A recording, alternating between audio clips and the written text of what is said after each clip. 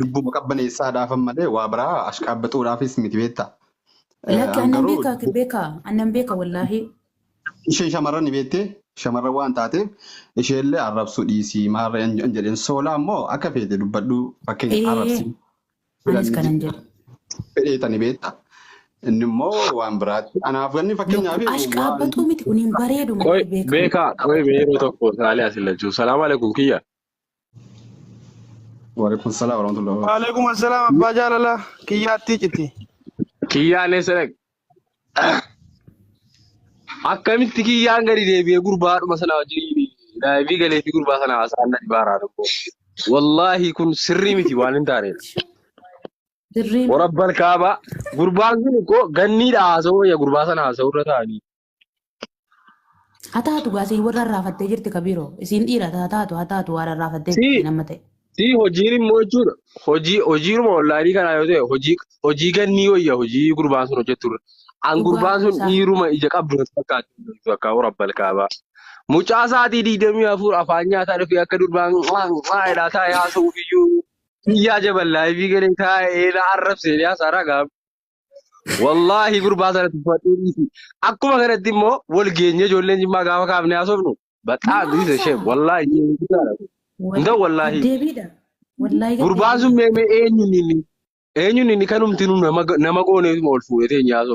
Bichaana na dabbarti wallahi viidiyoo irratti hojjedhu aanu tooyiti. Wallahi billahi nama hidhee viidiyoo hojjedhu gurbaa sana. Maaf yoo jettanii sa'aatii hunda dhufee taa'ee boo'ee والله Maalli qubna gariin gurbaa sanaa mee rabbiif rasuuliidhaati. Qubna garii tokko hin qabu mucaan sun. Nama taa'ee wallaggaa koo maaloo koo jedhaa nama waamee yoo dubbate wanti gaariin afaan isaatiin bahu. Yoo sirbuma inni sirbullee ilaalee sirbuu hojii qabu keessaa dhabe viidiyoo mucaa sana jala seene. Beekaan alan siin jaalladha jedhu garuu sirriidha nama tokko yaa nama badaayyuu yoo ta'e yoo jecha gaarii jetteenidha namni sun kan sirraa'uu danda'u. Beekaan mucaa kana sin kabaja sin jaalladha sanii jedhu ichiin maa baxaa xaffaa kee laasuma iyyuu keessoo kooti viidiyoo kee dhaggeeffattee deemaa. Anyway gurbaan sun nama ajandaa godhamu qabu miti. Wallaahi suma dhuguma. Maal namuu ajandaa godhanii ta'anii irraa akkanatti dubbatamu miti wallaahi. Arrabseera miti kiyyaa akka nama argineetti bira darbaa. Yeroo baay'ee waan nuti keenya kanarratti haasa'uu jalqabnee namni jimmaan tuqa. Gaafa fammasuudhaa jedhe. Kabbe ani bar wallahi mucuma soolan jedhan ilaa intala wadala gannee dhamtu jechuun fooloo siyyuu hin deebisnee ban waan si ajaa'ibu. Tarii waan fooloodhaa deebisuutti deemnaa arrabsuutti ilaala. Dhugaa rabbi amma yeroo والله سي Ante utuuti intala sana teessee har'a fiigeetiin to'adhaa warabbal kaabaa gurbaa sana teessee akkuma kanatti maqaan gurbaa sana haasa'amuusi. Maali mucaa sana laalle misiin sirriittisi. Handi qubna garattaa ganyim kan lijuusin. Qubna gara tokkoon argattu mucaa sana jalaa. Akkamitti nama qubna gara qabne tokko ati namni guddaan gadi deebitee teessee wajjin haasa. laali waan jedhu godhanu. Tabiroo. Namaani footoo irraa kaafadhaa jedhu fooloo kaafadhaa jedhu. Ofii immoo fooloo nagootee foolumayyuu hin deebisneef laan. Wallaahi ilaali.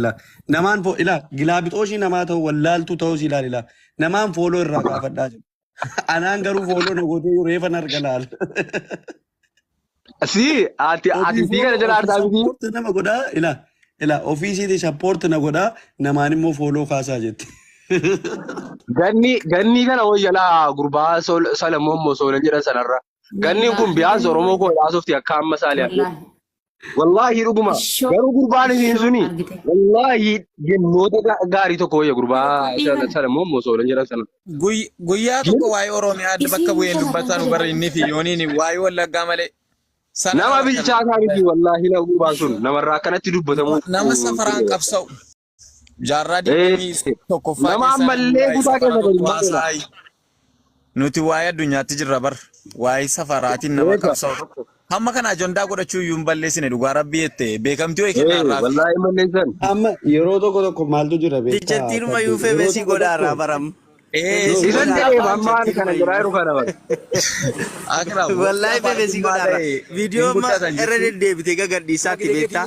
Dhuma feemesii ta'aartiyyuu bara. An koomentiin si jalatti hin barreessine beekaa jalatti hin barreesse iyyuu malee. Koomentuma jalatti barreessuun hin ta'u akkasii jalatti wallahi. Kabbee maal takka maal ta'e.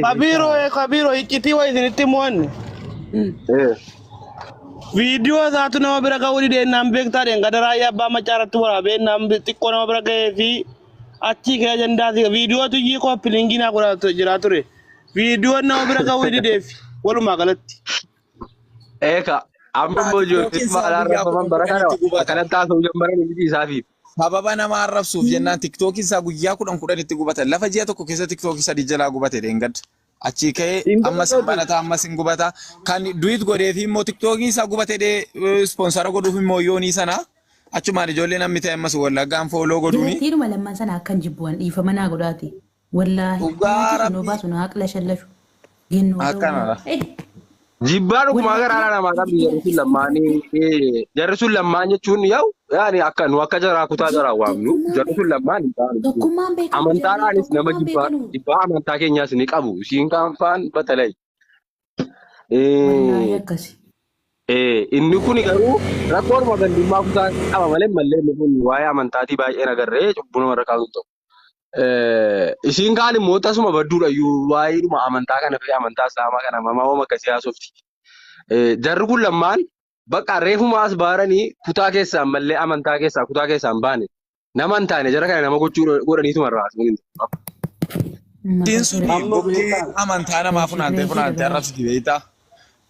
Yooniin suni guyyaa tokko amantaa dhuma arrabsaa oolaa bakka galgala yoo laayivii galillee bakka xiqqoo ishee amantaa namaallee tuquun hin ta'u nama waa inni hordofu sana hordofu qofa jala naqatee intinaa daawwadha.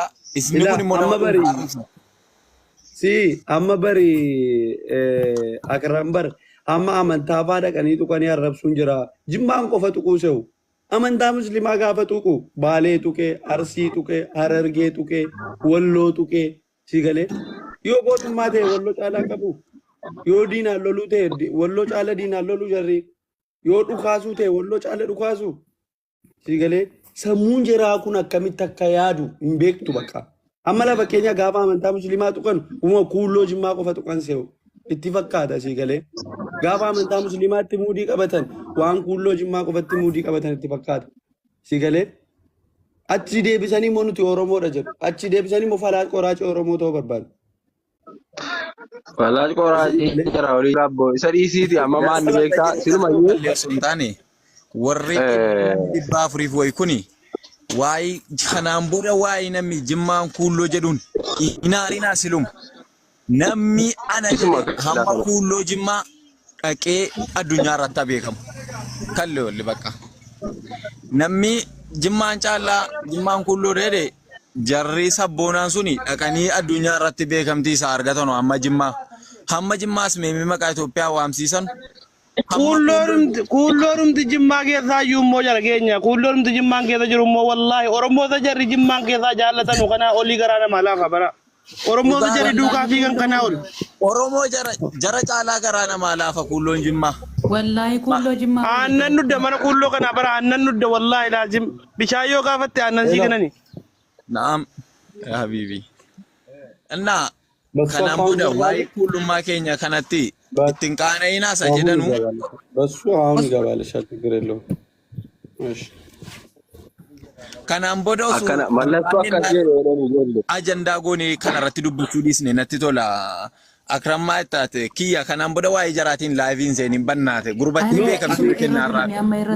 Namni afaan Jimmaa namni tuqe asumaan guddatan jettu guddisuuf deemna gurbattii kana. Kanaaf jennaan dhugaa namatti bara. Baala ittiin seennu.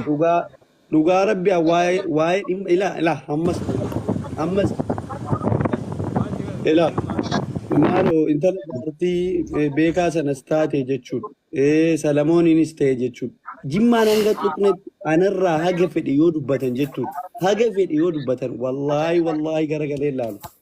Jarri kun eessa kan na arrabsan jedhee koomantii illee barreessuuf. Ilaa sababa keenyaan Jimmaa tuquu dhiisnaan akka beekan ta'a. Siluma immoo namni si olii yaadate waa'ee kee nassabu waa'ee kee viidiyoo sumaa jedhee kaameraan banatu beeke namni gaarii namni si oli. Nama si gadi qofatiidha kan si hordofee si arrabsee si xiqqeessuu hin qabnee jedhu. Maa qaalabbii yeroo kamiyyuu nama si gadiif immoo deebii kennuudhaa wanti nuti jettuuf barbaachisu.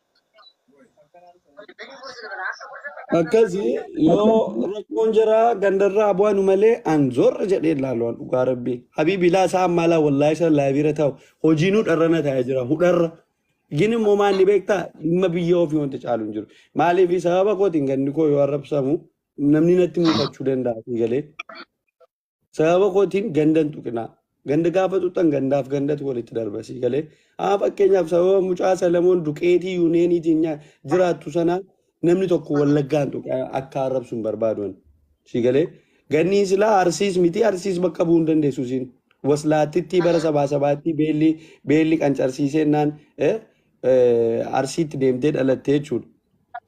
Si galee kaarootiin keessatti biqilee harree cinatiin tokko mutteesii keessa badee jechuudha. Si galee isiin si jammar uummata arsiis hin fakkaattu. Arsiin fakkaattu fuulaan fakkaattu waanuma arsii fakkaattu ante hundi isiin yoo si arrabsitee si jallama eegisii. Si galee warra sabaa maaf kiyya dhiisin fokkisaa. Bas amma maali beekaa kiyya wallaaluma jaraati malee silaa. Si arrabsan malee kutaan arrabsan turanii jirri nuyyuu. Ganda koon tuqinaa yoo immoo na tuquu barbaadan ana qofa gaddeebisa arrabsaa ganda hin tuqinaa isinii galee ijoolleen keenya immoo sababa sanaatiin jettanii wallaggeettanii maqaan waamina. Dhugaa rabbi ijoolleen wallaggaa bar kaan barumsa irra jira kaan qabsoo irra jira kaan biyya bulchuutti jira si galee inni itti amane karaa itti amane qabsootti jira. Barama fakkeenyaa warri haasaa kaffalaa jiran osoo wayitii dhufanii jimmaan kuulloon jedhanu bar jimmaan hin arrabsanu. Dhugaa rabbi amma laafee bosona keessa jirtu meeqa tajjila jira osoon ol galchee gaarii jimmaa malee badduu jimmaan dubbatan toltuu jimmaa malee badduu jimmaan dubbatan kuni garuu warri sabaatti dhuftee dhalattee jechuudha kan akka Salamoon kuni maqaa Oromoo qabattee dheettee yuuneeniin ofitti fudhatee duqeetii mootummaa addunyaa nyaataa jiraattu jechuudha. Sigalee kan akkasii badduu jimmaa. Maqaa ishee irra geenyeera. Salamoon Daamxoo jedhamti. Salamoon Daamxoo. Sigalee naafidaan jedheen gastii maqaa irratti naafidanu. Ila abbaa keenya torban walitti lakkoofnee eenyu akka Oromoo fakkaatu Oromoo nama sakkartu. Yeeboo Oromummaa isiidhaa eenyuun ni kennu jennaan akka teesse waa'ee Oromummaa wajjin haasofta kiyya. Isiidhaa Oromummaa eenyuun ni kennee jennaan teesse si wajjin waa'ee Oromummaa sii kennuu sirraa fudhachuu haasofti sila. Hoo?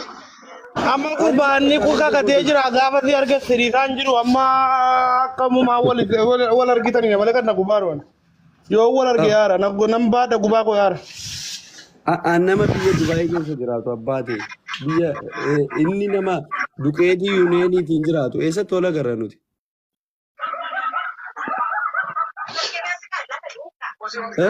Yoo hiriyaa qabaate keessaa haa ergatu.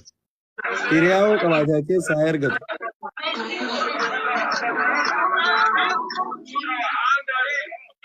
Gurbaan akkuma kana akkuma gennoota haasaa barbaaddu gennoon caqxee akkaan tokko hin jirtu kan tasa haasaa barbaadde haasoftu. Gurbaan akkasuma laa bisu barbaadee duwiitii godhaa oola maa hojii isaan argina.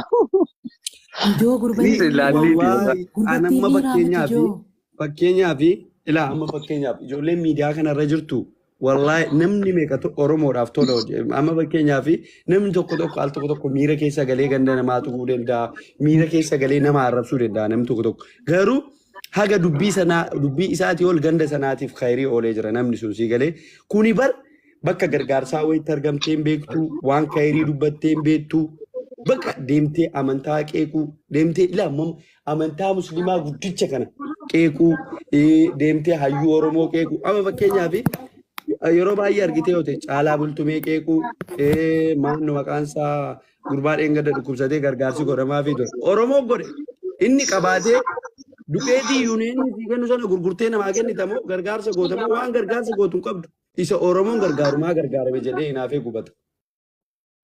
Sigalee dinqisaa dabalaa yeroo gargaaramu jechuudha. Nama gargaarsa namaa godhu nama Oromoof hojjete hunda duukaa deemee qeequu nama guyyaa tokko laa jechuun nama guyyaa tokko khayrii namaa dubbatee hin beekne yeroo hunda qeequmsa.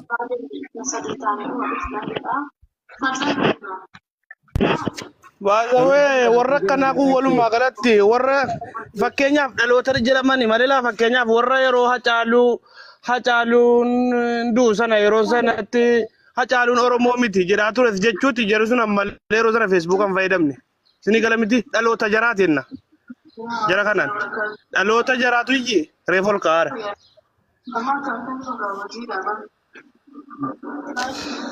Jarri kun ammallee gabaabumatti ijoollee dheedhiidha. Kaasuun hin ta'u waa'ee jara. Namni bilchaataani kutaadhaan nama arrabsu. Yoo barbaade kiyyaa qofa gadi deebisee dhukkee irraa kaasaa anaafsi wanti galchu hin jiru gaafa sana.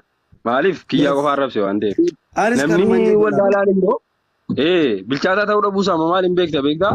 Dabsa maal of keessaa qabu amantaa kamittuu yoo inni amana ta'e amma namni amantaa bifa isaa sana hordofu jimmaan keessa jira. Fakkeenyaaf akka amantaatti yoo deemtu.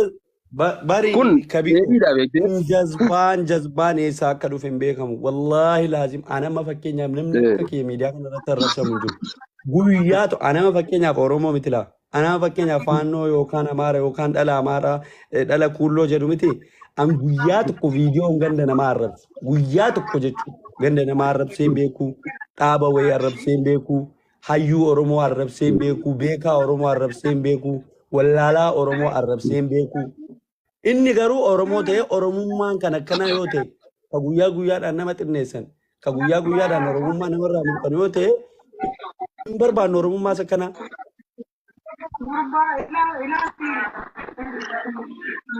Nama akkanaatiif jettee jechuun amma isaa maaliif beektaa abbichatu bilchaataa miti dheedhiidha wallaalaadha waan ta'eef nama irra laalanu miti namni beekaan ikkoo kutaa namaa kan arrabsu abadannatti fakkaatu maaliif yoo jette kutaa sana keessa nama baay'eetu jira nama aynata malkii baay'eetu jira achi keessa waan ta'eef akkuma tarii atajaa taate kuulloo taate ammaara taate Oromoonis jira miti Oromocha laalee kabajuu qaba ture tu beekeetii Oromoo dhamu ture jimmaan jedhamu ture yaa'u Oromummaas akkasii qabuure shakkii ofumaa isaaniitiif nama shakkisiisu ammas immoo wallaalaadha waan ta'eef wallaalaa duuba immoo yoo haasofne fuudhee deemaarraa isaan ni barbaade atteenshinii kennisiisarraa fi barbaachisu. Al tokko kiyya waa tokko dubbadhee tan bu'aa. Dubbadhaanis ba'uuf hin ta'u. Yaa garuu har'aan booda immoo sirba Faannoo sana rabbi jedhi dhaggeeffate. Wallaahi amma yeroo ati gadi buute amma sirba Faannoon banadha.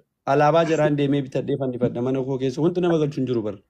Ani dukeetii yuuneenii nan jiraachisu. Dhagahi maqaa Oromootiin waa sabasabadheen beeku. Dhagahi maqaa Oromootiin waa sabasabadheen beeku. An mirga kooti abbaa fedhe ta'uun an Amaara sirba Amaaraatiin sirbuu mirgan qabdu namni dhe fooloo. Amma jarri kaleessa fooloo irraa kaafadhaa jedhu rakkoon jiraa fooloodha. An kiyya garuu hin dabala. Si galee innumti fooloo na godhee hin deebisneef ganniin fooloo na gootee hin deebisneef. Si galee. Fooloo irraa kaasaa jedha ana immoo fooloo na godhu. Bare kan biraatiin kaasaa jedhu ana fooloo godhu. Mirga kooti. Ani amma booddee sirban barbaadeen dhaggeeffadhaa. Ilaa isin dhukkuba taanaan. Sirba dhaggeeffachuun koo isin dhukkuba taanaan. Alaabaa jiraa qabadhee dhufee sirbaa ittuu dhukkubsattu. Maanni fedhiin kan koo maanni isin dhukkubsuudha waan ta'eef. Rabbi jedhi hin dhaggeeffatiin kiyya. Wallaahi si jibbina wallaahi hin dhaggeeffatiin. Tokko lama namni jibbina dhiise maal narraa qannasa qoyi. Waa tokko iyyuu hin qannastu. Garuu haa ta'u malee immoo si jibbuu hin feenu. Kanaafuu hin dhaggeeffatiin mana keetti ittiin qamee ittiin akka feete ta'e. Garuu immoo asirratti hin dhaggeeffatiin dhiisi rabbi jedhiiti. Xiqquma si nuuma kabajiiti hin dhaggeeffatiin rabbi jedhiiti. Maaliif inni gaa bakka. Lammaffata immoo viidiyoo kaleessaa sana kaastee moo jira. Yoo hin kaasne riippoortii godhaa jiran. Waan quba qabuu fi achumaanuu namoonni 500 asii kun koppiliingii godhaa fi ani waanan beekee fi waanan keessa beekuu fi sirratti godhamaa jira. Viidiyoo sana kaasee bakka an kaasee dhabeette qollofee hin jira sila jechuudha. Peejii koo cufsiisuudha moo Habibi peejiin koo peejii ittiin sadaqaa kadhatamuu miti yoo barbaadan cufsiisuu miti hammala. Indoo yoo peejii kana cufsiifne jarri Oromoo miti. Kiyya dhagaati. Iddoon jarri yoo peejii kana hin cufsiifne jarri Oromoo miti bakka. Ani iddoo dandeettii jiraa kanumarratti ilaalaan. Nama tuffata maa bakka deebiin an nama narrabsu bar tiiktookiin jim jedheetuma peejii keessa irratti hin cufu bar. Beeka warra riippoortii godhanu garuu. Haa godhanuu haa cufanu. Ani akka isaa miti bara. Ani akka isaa miti. Deebiseen fida fooloorii. ta'uu si Anaan nama waggaa tuffatu. afur moo waggaa sadii peejuma kanan fayyadamaa guyyaa tokko narratti cufamee hin beeku. Si galee Ayyee maaliifuu ati waan quba qabuu fi viidiyoo sana kaasii an kaasee dhabeette kaasii si uumaa fi beektaa rabbii jedhi immoo sirba faannoon hin dhaggeeffatin. Mana keessa dhaggeeffatu baatee ilaa waan dhaggeeffatin. fakkee dhagaye namni jiraachuu koo dhagaye namni jiraachuu koo jibbataanaan jireenya inni irratti na jibbu sanaa ol jiraadheetan ittuu maraacha. Namni sirba faannoo dhaggeeffachuu kootiin hin gubatu taanaan jarri kun ittuu dhaggeeffadheetan maraacha. Kaniyyuu hin jaallatu maal jettanii? Sirba faannoo moo? Wallaahi laazim hin jaalladhu yeroo ati sila fa'i. Sii miti haati manaa kootiin jaallatu. Haati manaa koo na jala ciiftu maa dhaggeeffattanaan jedhaarti. Ani garuu fedha kootichi maal goota ishee? Maal goota? Bakka eerfoonii na dhaggeeffadhu eerfoonii kaaddu dhaggeeffadhu. Ani immoo aan lafarratti maafan dhaggeeffadha. Lafarratti nan maraadheen. Badaa yaadiin ijaan argaa jiraayyuu hin jaalladhu. Lafarratti kaanan barbaadu laayibii irratti yeroo isin gubattanu isin gubuudha malee lafarratti nan maraadheen dhaggeeffadhaan. Maal naa godhaan? Kiyyaan giroo muuziqaatiif miti jiraan nama aarsoo jedheeti malee.